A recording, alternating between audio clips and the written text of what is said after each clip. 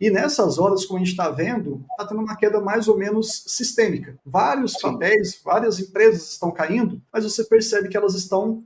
Essas pessoas que estão revoltadas porque a bolsa está caindo, eles não entenderam ainda o que é uma estratégia de investimento baseado em renda. Não entenderam. Então, o que eu vejo de pessoas em Twitter, em canais, em influencers, que estão chorando porque a bolsa está caindo, essas pessoas elas não são investidores, elas são especuladores. Porque quando a empresa sobe, só tem um propósito.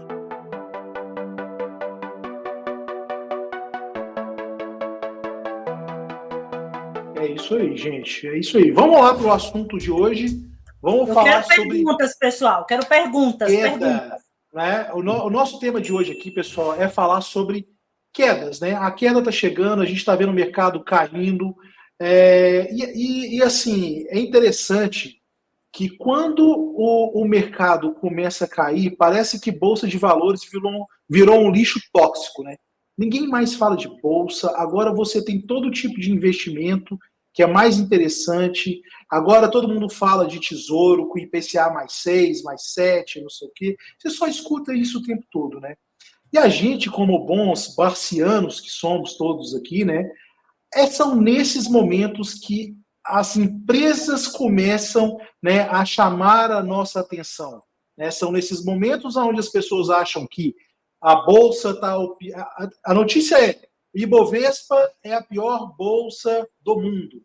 Né? A queda de não sei quanto. Então, são nesses momentos, pessoal, que a gente começa a achar as coisas interessantes. Muitas vezes o que a gente fala aqui pode ser um pouco contra-intuitivo, mas se a gente está falando que nós temos um projeto para a vida inteira de comprar boas empresas, ser um colecionador de boas empresas, né, a gente precisa procurar esses momentos de queda para conseguir comprar uma quantidade maior de ações, né? Porque o dividendo ele é sempre pago em função do número de ações.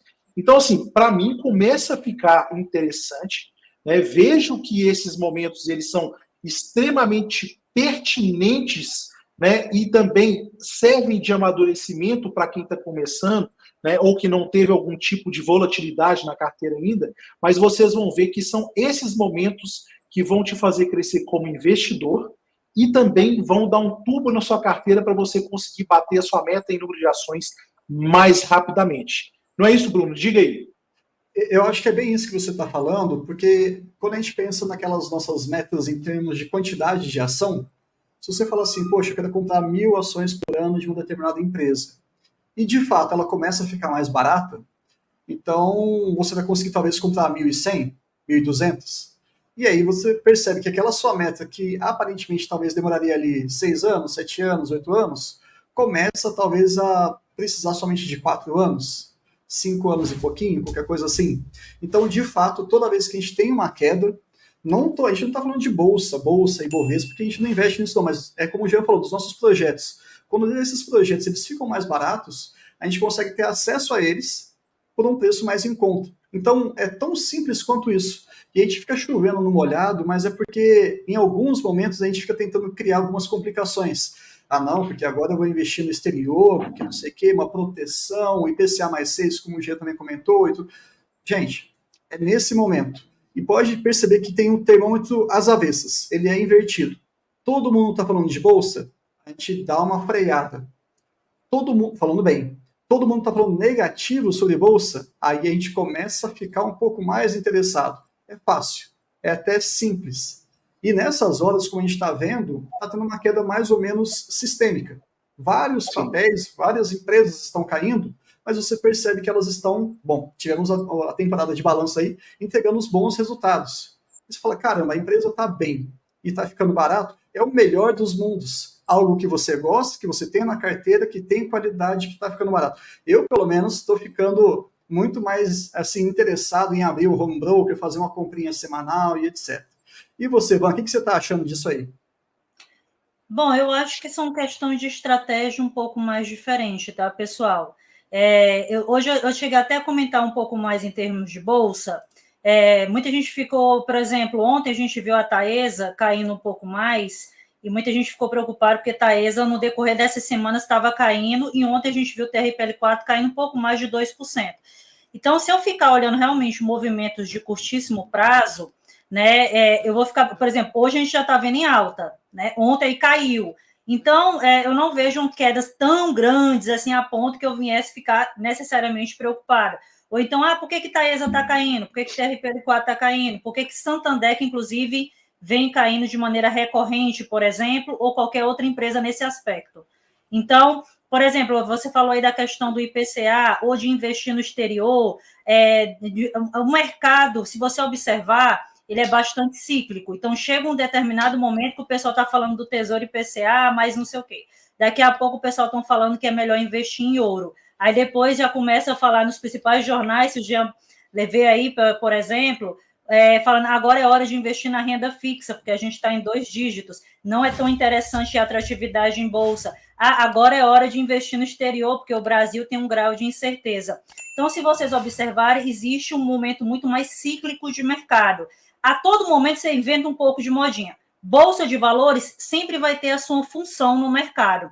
Assim como a renda fixa, da mesma forma. Ou melhor, como fala o Bassi, a perda fixa. Mas eu estou querendo dizer que a minha reserva de emergência, por exemplo, sempre vai estar na renda fixa. Eu não vou colocar em bolsa, por exemplo. Então, os produtos de investimento, eles têm a sua funcionalidade. Uma coisa, ela não exclui a outra. Agora, eu estou vendo essas correções que a gente está vendo um pouco melhor. Terminou o mês de maio com uma correção bacana. E mês de junho, a gente está vendo uma correção também interessante.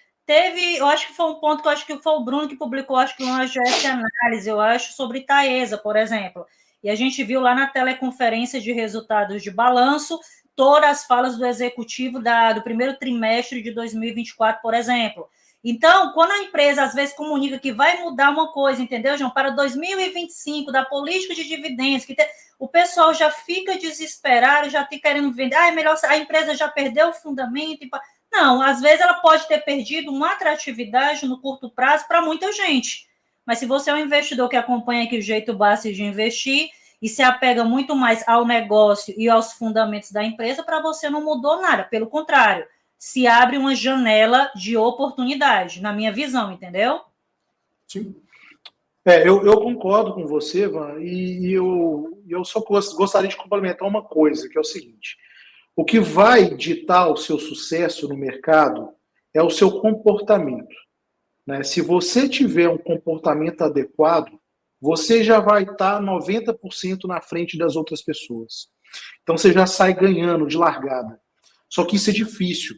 Você moldar um comportamento com as pessoas cada vez mais impulsivas, mais imediatistas, é difícil. Isso é uma coisa que você vai ter que treinar, você vai ter que trabalhar.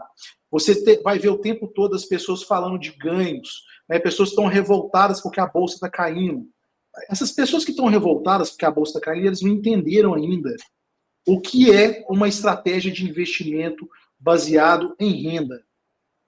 Não entenderam. Então, o que eu vejo de pessoas em Twitter, em canais, em influencers, que estão chorando porque a bolsa está caindo, essas pessoas elas não são investidores, elas são especuladores. Porque quando a empresa sobe, só tem um propósito, é você gerar um ganho de capital. Você comprou mais barato e você vende. Para a gente aqui não. Se a empresa sobe, é péssimo, porque a gente deixa de comprar mais ações e receber mais dividendos na frente, se esse projeto for um bom projeto. Né? Então você precisa começar a mudar o seu comportamento, a sua mentalidade, né, para não ficar caindo nessa conversa de manada. Né? Porque a grande maioria das pessoas que estão na bolsa, e isso é estatístico, elas perdem. Elas perdem por quê? Porque elas querem sempre ganhar mais, elas estão procurando sempre uma taxa, uma rentabilidade um pouco maior. Né? E isso não faz o menor sentido lá na frente. Esse 0, alguma coisa lá na frente não faz o menor sentido. Isso já foi comprovado, e tem aquele livro do Morgan Housel lá, e tem o Ricos, Sábios e Felizes, que mostra pessoas que foram no devagar e sempre, né? Sempre o arroz com feijão, que é o que a gente propõe aqui, com o BEST, com o JBI, né? Essas pessoas que vão no devagar e sempre, né, ficando longe dos ruídos e desses movimentos de manada, são as pessoas que lá na frente conseguiram colher excelentes frutos. né? Então, é muito, pessoal, é fundamental que vocês parem de ficar escutando esse pessoal, né, que está preocupado com queda de bolsa, com subida de bolsa. Isso tanto faz, tá? A gente está procurando, são empresas, projetos que são interessantes para a gente se tornar sócio e ser bem remunerado por isso, através de uma distribuição de lucro, que são os dividendos. Diga lá, Bruno. Eu acho que é um ponto importante que vocês estão abordando aí, é a percepção de que olhe bem quando você for consumir algum conteúdo, qual que é o objetivo daquela pessoa que está divulgando aquela informação. Se você vai ver algum discurso de algum gestor, eu já te garanto, 99,99% deles não está focado na renda. Ele trabalha numa outra lógica, uma lógica de patrimônio, de valorização de patrimônio de cota. Então ele está jogando, não é que ele está jogando, né, mas ele está exposto à bolsa com outras regras. Não, mas é outro jogo, cara. É outro jogo. Ok. As peças são as mesmas, né? E o objetivo dele é outro. Então, nesse momento, qual que é o sentido de você observar ou ouvir essa pessoa, sendo que ele não quer a mesma coisa que você? Fica uma coisa dissonante e acaba virando basicamente ruído. E aí você que está focado na estratégia, feijão com arroz, disciplina, paciência e foco, e você começa a ouvir essas outras abordagens, te atrapalha. Não estou falando para a gente ficar aqui só fechadinho. Não. Você tem muitos autores interessantes e tudo mais, principalmente do ponto de vista comportamental. Mas entenda o que você está consumindo. Não é...